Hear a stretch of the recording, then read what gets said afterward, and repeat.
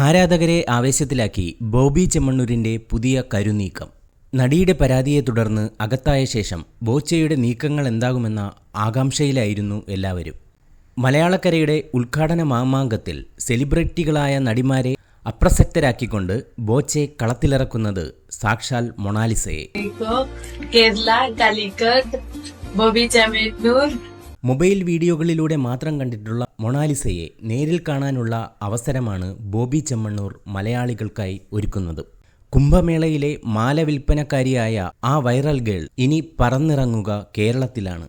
കോഴിക്കോട്ടെ ചെമ്മണ്ണൂർ ജുവലറി സന്ദർശനത്തിനു വേണ്ടി മാത്രമാണ് ബോബി ഇൻഡോറിലെ ആ വൈറൽ സുന്ദരിയെ കളത്തിലിറക്കുന്നത്.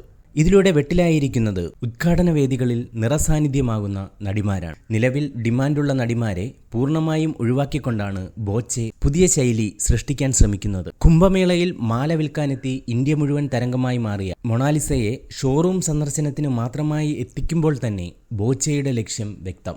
ഇതോടെ ബോച്ചെ ആരാധകരും ആവേശത്തിലാണ്. ദുബായിലെ ചെമ്മണ്ണൂർ ജുവലറി ഉദ്ഘാടനത്തിന് ബോച്ചെ ഇറക്കിയതാകട്ടെ തെന്നിന്ത്യൻ സൂപ്പർ താരം കാജൽ അഗർവാളിനെയാണ്. ഇതിനു പിന്നാലെയാണ് ബോബി മൊണാലിസയെ കേരളത്തിലെത്തിക്കുന്നത്.